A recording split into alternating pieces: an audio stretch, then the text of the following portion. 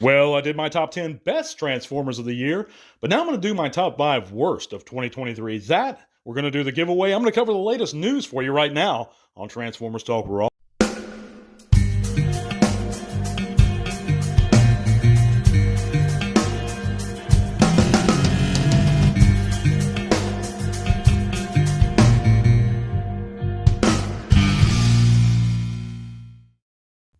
That's right, Trans fans. We're going to do the top 5 worst Transformers, in my opinion, of this year, starting from number 5 to 1. And this is my own personal opinion, guys. Please do not be offended if you like any of these figures. One or two of them are actually good figures, or so I've heard. But we'll get into that. But yeah, I appreciate you guys listening in this weekend. Hope your weekend's going well, or you're getting a chance to relax from this long work week. And I appreciate you tuning in, whether it's here or on Spotify. Feel free, by the way, to check out our links in the description below. It's going to take you all kinds of cool stuff, including our Facebook group, where it's growing all the time, guys, and you can come there, chat about bots with us, share your own channels or pages, whatever you like. You can also help support the podcast via Patreon, and that couple bucks a month goes a long way, guys, to be honest with you. So if any of you regular listeners, who I do appreciate your support either way, but if you can chip in, please consider doing so. But right on to the list now, guys. Number 5 worst figure of 2023 is going to be the G2 Legacy Laser Cycle. And this figure, and I know it's a retool of a couple others, but any version of this figure, of this mold, to me is just trash. It doesn't hold together very well, in my opinion. It feels cheap. I just despise this mold in every way. It's ugly. In this case, it's ugly. The paint scheme's not even attractive to me, even for a G2, by G2 standards. And yeah, I just do not like this figure at all. There are much better cycle bots out there. There's a bunch of them, to be honest with you. This is not one to get. And I do own versions of all these figures, by the way, except for number 1, and I'll get into that. My number 4, however, is going to be the Legacy G2 Grimlock. And you notice a trend forming here, guys. Now, I'm not hating on G2, and I'm certainly not hating on the Grimlock mold. I actually love Generation 2. I was there for all of it. I remember when it was first released in the stores. I actually own the original G2 Grimlock. The problem with this is it's not the G2 Grimlock. I know this was supposed to be based on a prototype, but the fact is that it's not G2. If it wasn't released, then it's not part of the toy line. So it's not honoring the toy line. Like, why would they not release the actual G2 colored Grimlock? You know, he's either blue, I believe silver, or in very rare cases, teal back then. So why would you not do a version of that? Instead, we got this ugly banana colored Grimlock. And who really needs a bright yellow Tyrannosaurus in their collection? Now, if you don't own a version of that mold, and you just can't get him anywhere, whether that be the Shattered Glass version or the regular Studio Series version, then yeah, okay, I can see picking him up. Me personally, if I couldn't and I had to get that one, I would customize it and just paint it. But if you buy this figure just for being a G2 Grimlock, well, I hate to break it to you, but it's not the G2 Grimlock. You know, it's kind of the same argument with the old storyboards or unreleased movie script parts, you know, material from like the 86 movie that was released but not included in the film. There's a reason why these ideas were dumped in the waste paper basket, guys. The creators did not want people rummaging through that basket, you know, 20, 30 years later, pulling them out, those scrapped ideas.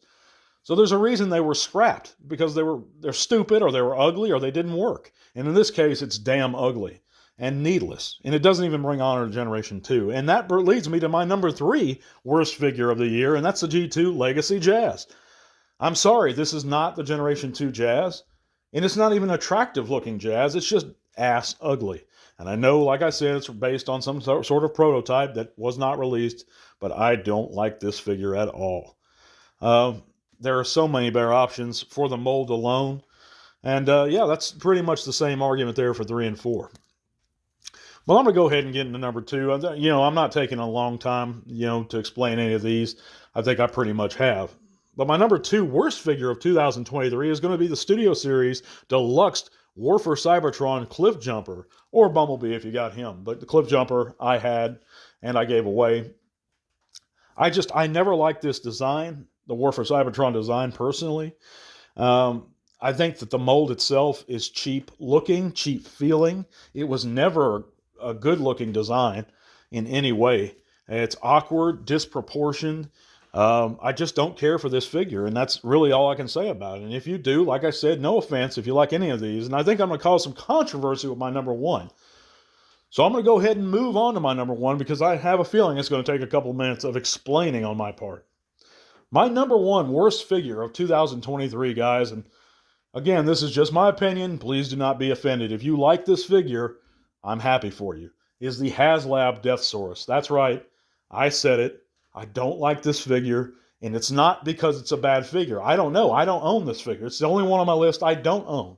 Now, I own Planet X's Minios, of the version of Deathsaurus, the third-party version, that I'm completely pleased with. But I don't like the entire HasLab process. I don't like where HasLab Transformers have gone to. This should have been a retail release at Commander class if you must. I would have preferred a leader class, but it should have been a retail release. You can't use the argument it's a Japanese character, so it wouldn't sell. Plenty of Japanese characters have been released. Recently, we just got Metal Hawk this year. It's actually my number one figure of the year. So you can't use that excuse. But there's no die-cast here. You're overpaying for it. You had to wait a year. I just don't like it. I've seen multiple reports about bad stiffness in the shoulders and arms, one of those joints being multiple reports on this channel alone, guys. So the jury's going to be out a while on whether or not the QC is acceptable, because we know the debacle that was Star Saber or Victory Saber. Now, I hope it's perfect QC, but even if it is, you basically invested in it or backed it sight unseen. You had to wait forever. You overpaid. That's my opinion, though. And that's why it's my number one worst release of 2023. Again, if you're happy with it, and I hope you are, I hope you love the figure, and I hope it's a fantastic figure. But to me, it's simply not worth it, even if it has perfect QC. But that is my top 5 worst of the year, guys. We're going to come right back with a bit of news. And this week we have a few news bits, guys. Before we get into our giveaway and how you have to enter, the Rise of the Beast Studio Series 108 Deluxe Wheeljack, we have some in-hand images of him. If that's your thing, guys, that's fine. He looks like he did in the film. Just I question the design of the film, but we do have some images of him. And if you're excited for this Studio Series release, well, he's going to be coming up real soon. Also, Skybound Transformers number 6 is going to be scheduled for release in March at all your local comic book stores and Books A Million, wherever you pick up comic books. And we have some cover art here for us to look at. And I think it looks pretty cool, very gruesome. I hope Optimus doesn't kick the bucket this early in the series, but I haven't read them. Let me know in the comments how Skybound's doing so far. But moving on, Collider had an interview with Keegan-Michael Key on how Bumblebee will be voiced in Transformers 1. Personally, I'm not excited about this. It's barely news. I almost didn't report it, guys. I know Keegan-Michael Key has some experience in voice acting. It's not much. I don't think his voice is that unique. I don't think he was the right choice for Bumblebee. But let me know what you guys think. Also, guys, we have a bit of sad news. I think about the 12th, we have a friend in our Facebook group who's confirmed this news that Pauline Newstone, the voice of Air Razor and Beast Wars, has indeed passed away. And we're so sorry to hear that. Our thoughts and prayers go out to her family and friends. If you knew Pauline, please keep her and her family in your thoughts. And we're going to have about a few seconds moment of silence in memory of her and what she did for the Transformers. Just a fantastic voice actor. Let's go ahead and do that, guys.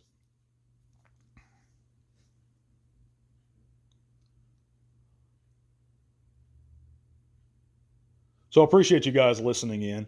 We're going to move on to our giveaway, and that's going to be the Legacy Bombshell for the month of December. Guys, you have to do 3 things if you'd like to enter.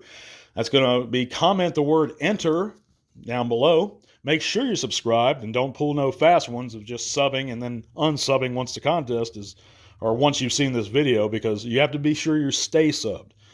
As I'll be able to tell, guys. And then you have to head on over to our X and repost the pinned link to this video. It's going to be on the Transformers Talk Raw X account at the very top. Just repost that. and you'll be automatically entered to win our Legacy Bombshell, and it's going to be shipped anywhere in the world at my expense, guys. Let's remember, comment, enter below, make sure you're subbed, and go repost that link. You can find our link to our X account in the description above. I thank you guys so much for listening. We're going to be back next week with another one. God bless you guys, and to all are one. This podcast is made possible thanks to the support of great people like you. Thank you.